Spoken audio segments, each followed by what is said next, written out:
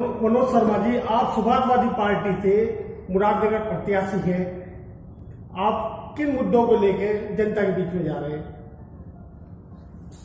धन्यवाद मुकेश भाई। मैं मनोज कुमार शर्मा होदिया, सुभाषवादी भारतीय समाजवादी पार्टी सुभाष पार्टी से मुरादनगर विधानसभा से प्रत्याशी हूं और ये 2022 के विधानसभा चुनाव में भाग ले रहा हूं। जो हमारे मुद्दे हैं, जो प्रमुख मुद्दा है हमारा, वो है कि स्वास्थ्य और शिक्षा, और तीसरा हमारा प्रमुख मुद्दा है किसान। हमारे शहीदों, क्रांतिकारियों, स्वतंत्रता सेनानियों ने जिस उम्मीद के साथ अपना त्याग किया था, बलिदान दिया, अपना सर्वस्व भारत माता के लिए न्यौछावर कर दिया, आज भी उनके त्याग और बलिदान के बदले में उनके सपनों के भारत का हम निर्माण नहीं कर पाए। और क्योंकि जिस समय अंग्रेजों के खिलाफ हमारे क्रांतिकारी लड़ाई लड़ रहे थे, उनका भी यही उद्देश्य था कि क्रांतिकारी जो हैं, उनका भी यही उद्देश्य था कि वे जो लोग अंग्रेज जो थे अत्याचार के रूप में अत्याचारी थे, हमारे ऊपर जबरदस्ती का शासन कर रहे थे, उस अत्याचार को वो मिटाकर और पूरी भारत की जनता को एक समान रूप से देखना चाहते थे। और आज स्थिति वे ऐसी ही है। तो इसीलिए हमने जो स्वास्थ्य, शिक्षा और किसानी को मुख्य रूप से लिया है। क्योंकि स्वास्थ्य शिक्षा जो व्यक्ति, आप देखिए कहीं भी सुविधा मिल पिछले कोरोना काल में कहीं कोई सुविधा नहीं मिल पाई, और अनेक लोग ऐसे रहे जो एडमिट हुए हॉस्पिटलों में, और उनमें बहुत से लोग अपने घर भी वापस नहीं आ पाए। इसके साथ साथ ही उनका बिल देने के लिए उनके घर भी बिक गए। बहुत सौ पे जो कई लाख रुपए का कर्ज हो गया और वो कर्ज में डूब गए। स्थिति ऐसी आई कि कुछ जगह लोगों ने सुसाइड भी किया।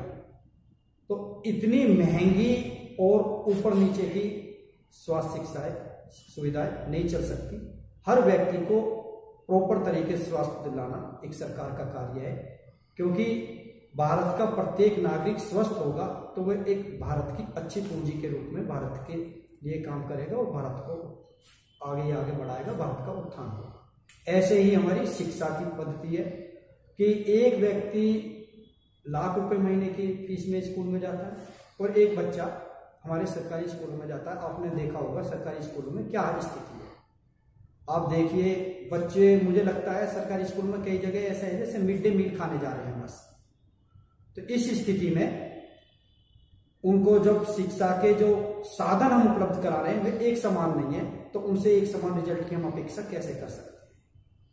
तो शिक्षा के ऊपर सरकार का नियंत्रण होना चाहिए।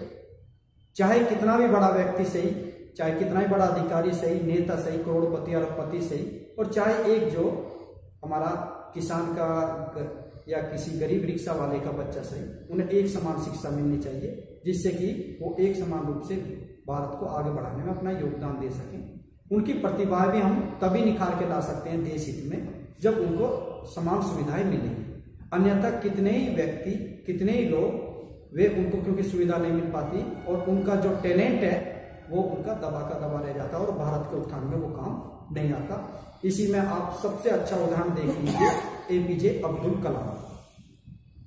अगर उनकी मेहनत थी, वो इस प्रकार करके और भारत के शीर्ष तक पहुंचे और वैज्ञानिक के तौर पे भी उन्होंने भारत के लिए बहुत अच्छे काम किए।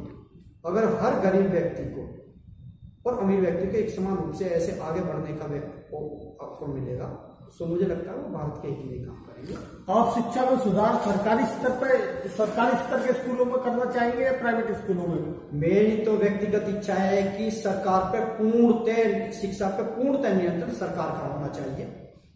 क्योंकि तभी एक समान रूप से हम शिक्षा सभी को दे सकते हैं।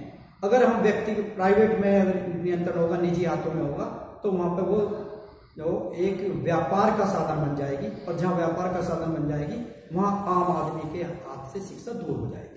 प्रधानमंत्री नरेंद्र मोदी द्वारा आयुष्मान कार्ड के द्वारा लोगों को जो सुविधा दी जा रही है चिकित्सा की, क्या समझते हैं कि ये सुविधा मिल नहीं रही लोगों को? जैसी स्थितियां चल रही हैं प्रॉपर तरीके से ये सुविधाएं लोगों को नहीं मिल पा रही हैं। केवल इसके प्रचार प्रसार पर ही धन खर्च किया जा रहा है। लोगों को सुविधा देने में मेरे हिसाब से ये इनकी योजना विफल है। लंबे समय से आपका संगठन शहीदों के लिए ही काम करता है जी, शहीदों के प्रचार प्रसार में लगा रहा जी। तो आपको इस दौरान चुनाव प्रचार के दौरान क्या शहीद परिवारों का सहयोग मिल रहा है? उनके बीच गए आप? देखिए, हम सभी लोगों के बीच जा रहे हैं। जो स्वतंत्रता सेनानी हैं, शहीद परिवार ने, उन लोगों का भी हमारे प्रति जो बहुत अच्छा सहयोग मिल रहा है, उनका आशीर्वाद हमें प्राप्त हो रहा है। इसके अलावा हम आम जनता में जहां जहां हम पहुंच पा रहे हैं अपने क्षमता अनुसार, हर जगह हमें हमारे क्षेत्र की जनता का बहुत अच्छा प्यार मिल रहा है। और वास्तव में इस तरह का प्यार देख के जो पता चलती है कि हाँ, आज भी लोगों के दिलों में शहीदों क्रांतिकारियों के प्रति या उनके उद्देश्यों के प्रति या उनके पद चिन्हों पर चलने वाले लोगों के प्रति मान सम्मान की भावना लोगों में आज भी जिंदा है। अभी आपके विधानसभा क्षेत्र में मुख्यमंत्री योगी आदित्यनाथ जी आए अपने भाजपा प्रत्याशी के प्रचार प्रसार के लिए। आपको लगता है उन लोगों के सामने आप कहां तक टिक पाएंगे? देखिए, ये जो हमारी लड़ाई है, उद्देश्य की लड़ाई है। इसमें हार जीत मायने नहीं रखती, मायने रखते हैं कि हम किस उद्देश्य को लेकर आगे चल रहे हैं। जो पार्टियां बड़े स्तर पर आप देख रहे हैं, दो ध्रुवों में देश को बांटने की कोशिश की जा रही है, वो देश हित में नहीं है। हम देश हित के लिए, भारत माता के सर्वांगीण विकास के लिए योजना लेकर चल रहे हैं। हमारा ध्यान उस तरफ है। हार जीत तो किसी भी प्रकार कोई भी ले सकता है, कहीं जो धन के बल पर, कोई बाहुबल के बल पर, कोई सत्ता के बल पर। हम ऐसे नहीं, हम लोगों को जागृत करने में चल रहे हैं, और लोग जागृत होंगे तो निश्चित ही हमें सफलता प्राप्त होगी। गाजियाबाद की ताजा तरीन खबरों के लिए हमें सब्सक्राइब करें और हमारे बेल आइकन को प्रेस करना ना भूलें।